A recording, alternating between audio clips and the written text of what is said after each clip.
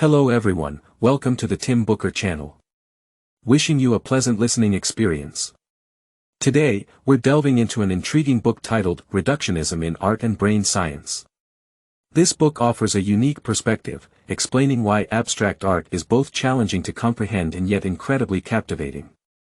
In September 2015, the art world was stunned by news of a record-breaking auction. A piece by contemporary abstract expressionist artist Willem de Kooning, titled Interchange, created in 1955, sold for a staggering $300 million, setting an all-time record for a painting sold at auction, surpassing renowned masters like Cézanne, Gauguin, Van Gogh, and Rembrandt.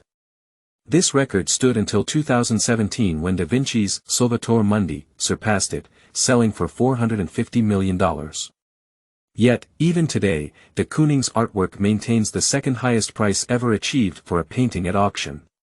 If you're unfamiliar with de Kooning and Interchange, take a look at the artwork included in the audio transcript. At first glance, it might seem chaotic, akin to a child's scribbles. What sets it apart? Why would someone invest such a fortune in it? Why is abstract art so prevalent in contemporary art, and what's the fascination behind it? In this listening session, we'll follow Nobel laureate and neuroscientist Eric R. Kandel to explore these questions. Yes, you heard it right, the author of this book isn't an art historian or critic but an unequivocal neuroscientist. Kandel's groundbreaking contributions to understanding the neural mechanisms of memory storage earned him the Nobel Prize in Physiology or Medicine in 2000. He possesses a profound appreciation for art alongside his scientific prowess. Through the lens of neuroscience and art, this book unveils why abstract art is both enigmatic and alluring. Moreover, Kandel aims to bridge seemingly disparate fields, natural science and art, allowing people to appreciate art better through science and understand science better through art. We'll dissect this book in 3 parts, 1 principle, 2 pathways, and 3 artists. Stay tuned for an insightful journey through these themes. Part 1, alright, let's begin with 1 principle.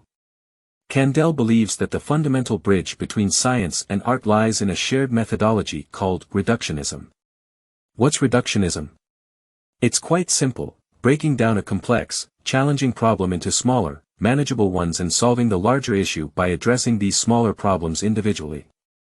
This reductionist approach is prevalent in science. With the world being so diverse, studying everything individually is impossible. Throughout history, people have sought fundamental elements to explain this ever-changing world. In ancient times, the Chinese used the theory of the 5 elements, metal, wood, water, fire, and earth, to explain the world. In the Western world, they used the 4 elements, water, fire, earth, and air. These are classic examples of reductionism, though viewed from today's perspective, they lack scientific rigor.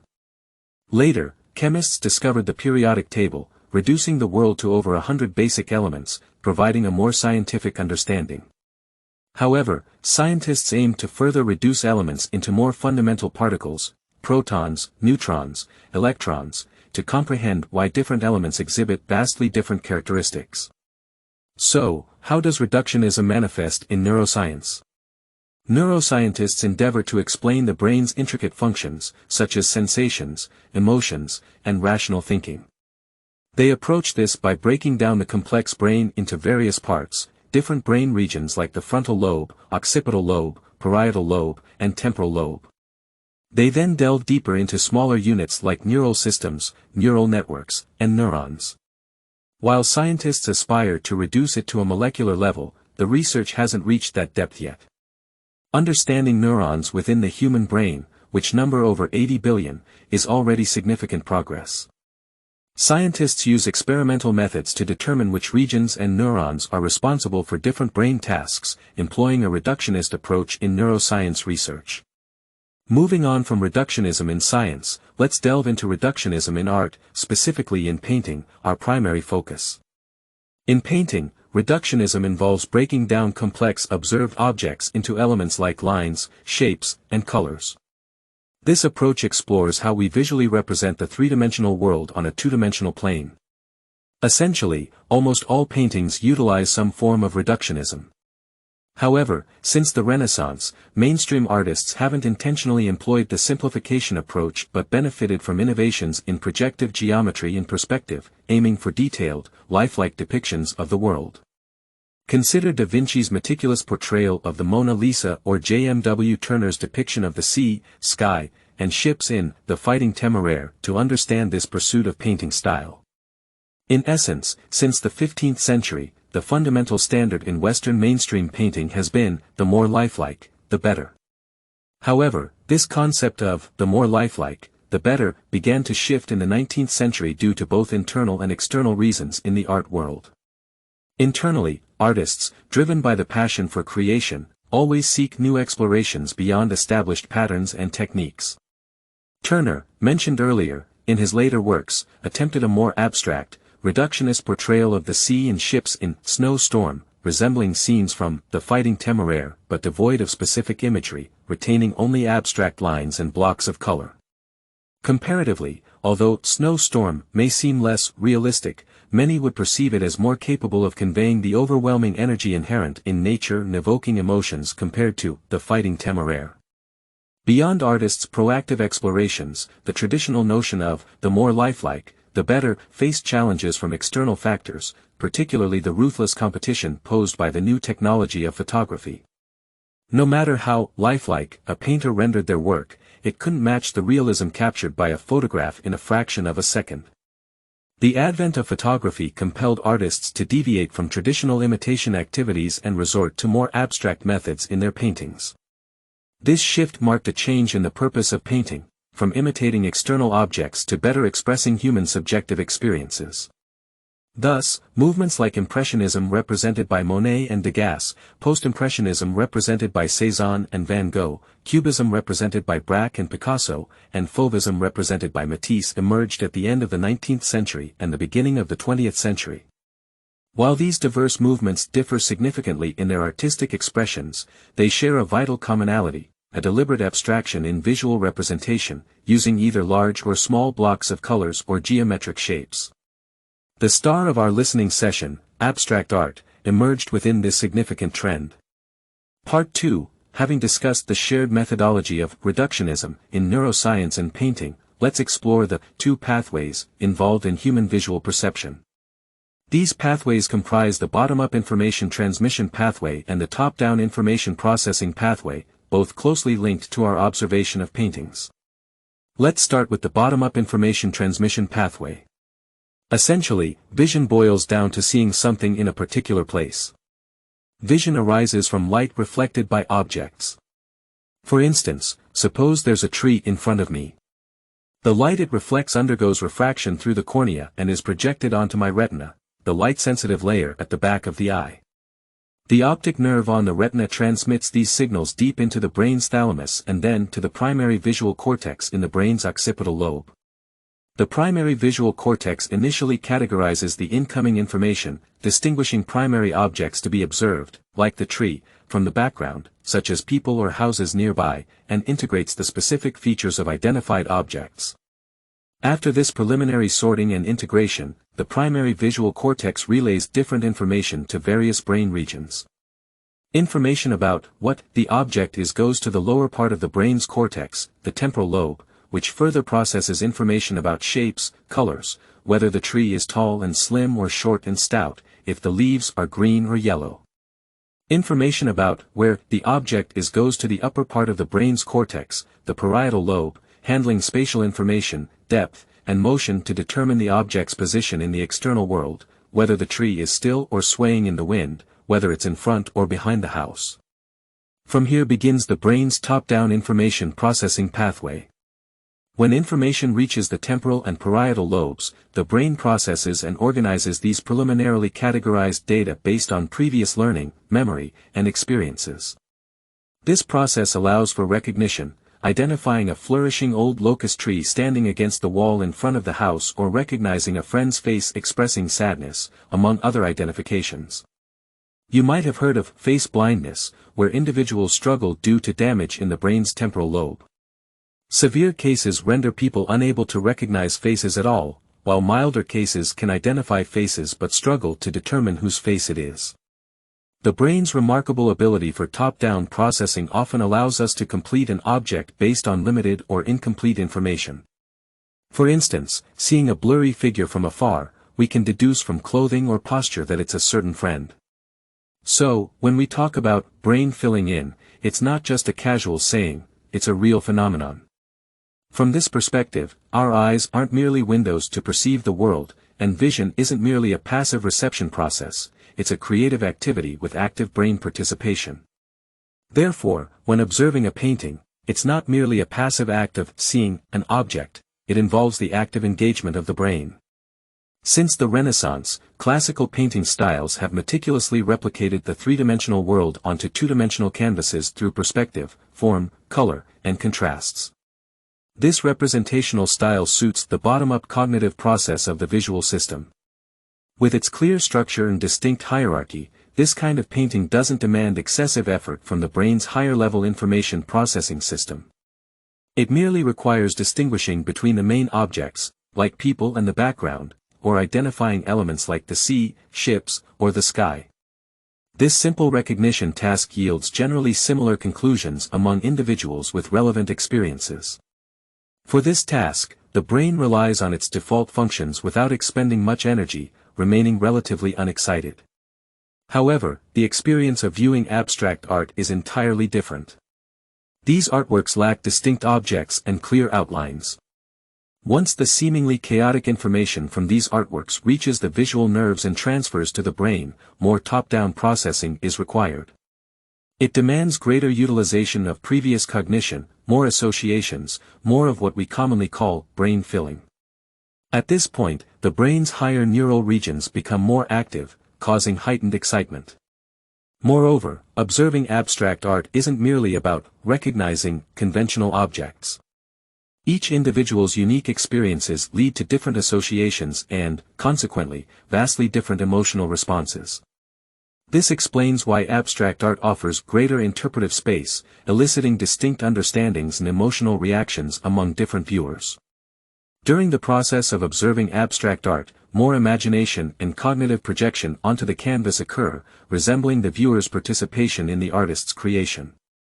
The reason why viewing Turner's Snow Storm evokes stronger emotions than The Fighting Temeraire lies in the abstraction in Snow Storm, eliminating specific imagery from The Fighting Temeraire.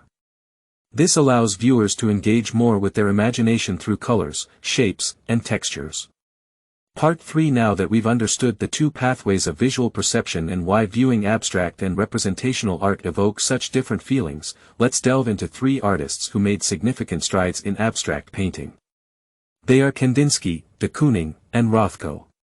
Vasily Kandinsky, born in Russia and later settling in France, was not only an outstanding painter but also a remarkable art critic and philosopher. He laid the foundational contributions to abstract painting in the 20th century. Initially, Kandinsky produced representational works with a strong post-impressionist style, such as The Blue Rider and Autumn in Bavaria that I shared in the text.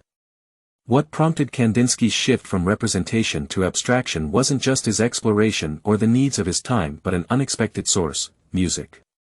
Within a musical octave, there are merely 12 halftones, yet the rich history of human music is constructed from these 12 basic elements. More astonishingly, unlike painting or sculpture, music, despite being highly abstract in its expression, doesn't diminish its ability to deeply move people. Realizing this, Kandinsky saw the potential to transform painting. He aimed to translate music into visual art.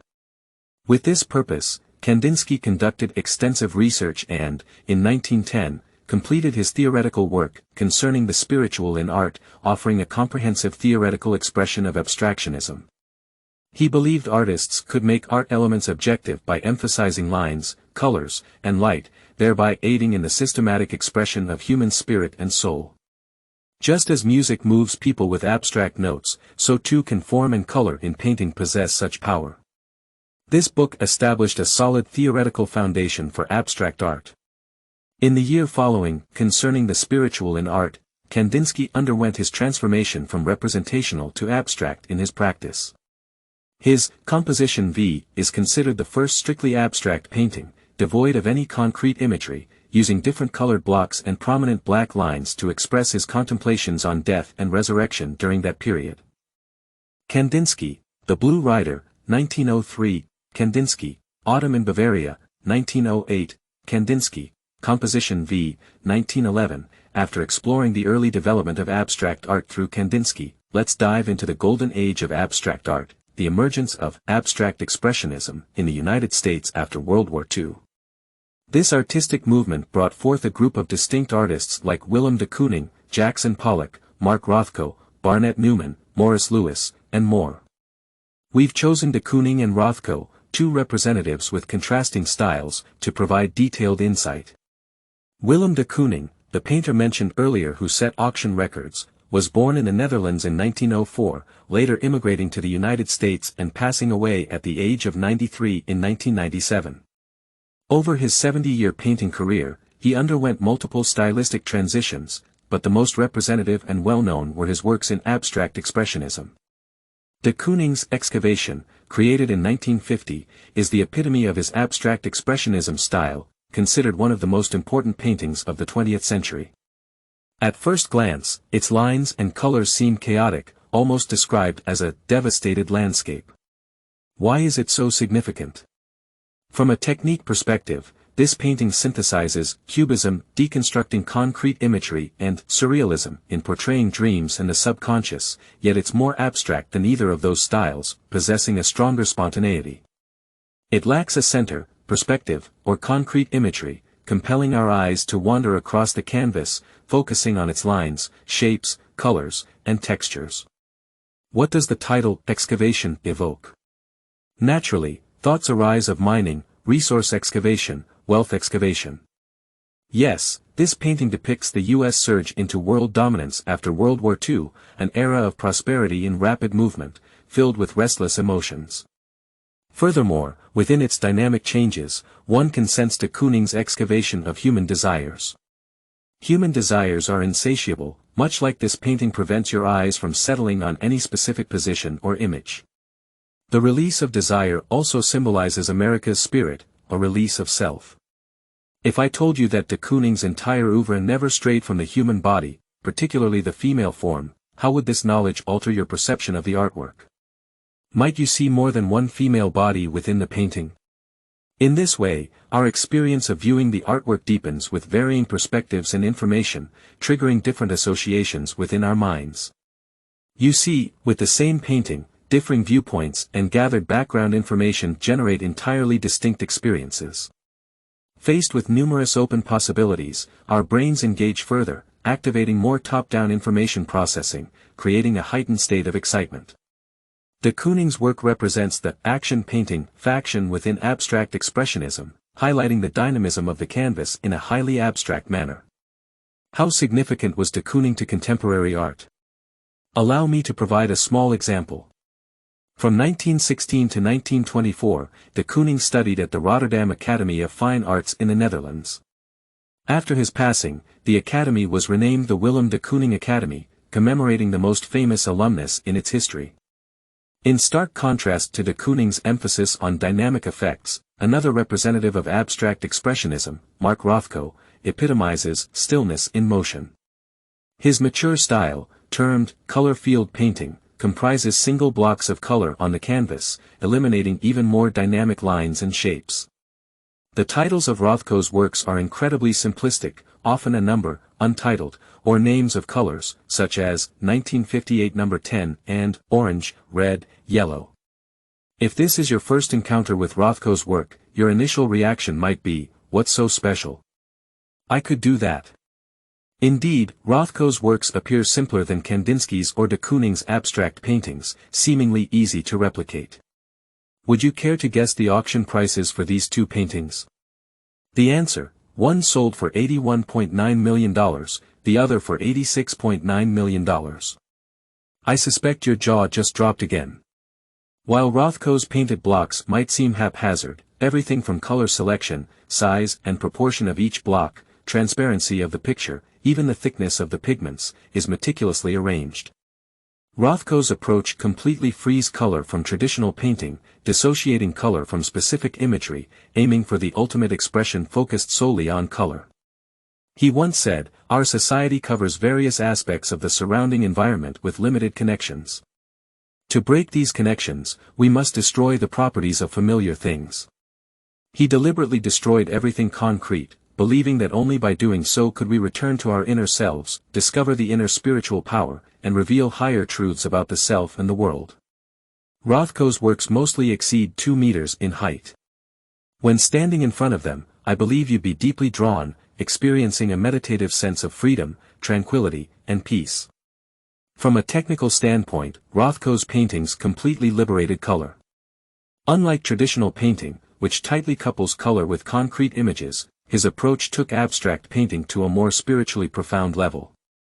Rothko's attempt to emancipate color might seem strange, yet it is remarkably natural for our brains, as scientists discovered that in the cerebral cortex, different pieces of information, form, color, movement, depth, are analyzed separately. Therefore, Rothko's experiment with liberating color creates a highly positive viewing experience by evoking emotional responses associated with different colors. In other words, emotional responses to color stimuli also require the brain's extensive top-down information processing mechanism, resulting in a highly positive viewing experience. Alright, with this, we've covered the main content of Reductionism in Art and Brain Science for you. Let's briefly recap the key knowledge points from this listening session. Firstly, we've learned why abstract art can be understood through the relationship between neuroscience and art.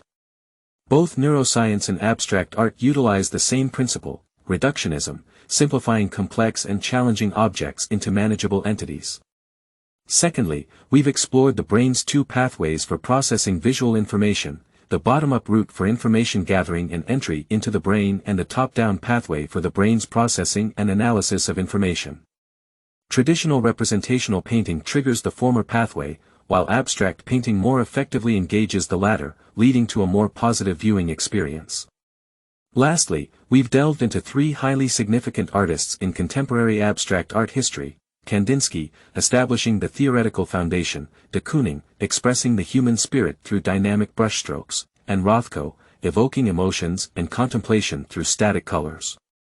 Wrapping up the conclusion mentioned at the start of this audio, why are abstract paintings both difficult to understand and yet so captivating? The answer lies in their aim not to simplify identification of objects but rather to engage our brain's advanced neural functions, processing a wealth of information. Thus, they are incredibly challenging. However, once you grasp the essence, similar to solving a math problem or contemplating philosophical questions, you attain a higher level of enjoyment, making abstract art so fascinating. Abstract art provides us with new perspectives to view the world and ourselves. As we view them, we become co-creators in sync with the artist's mind. Well, this listening session concludes here. Congratulations on completing another book. Thank you all for your support and attention. Please subscribe to the Tim Booker channel, like, and share this valuable knowledge with friends. Let's combine wisdom with practice, achieve our financial goals, and create a better future together. Thank you, everyone. Goodbye.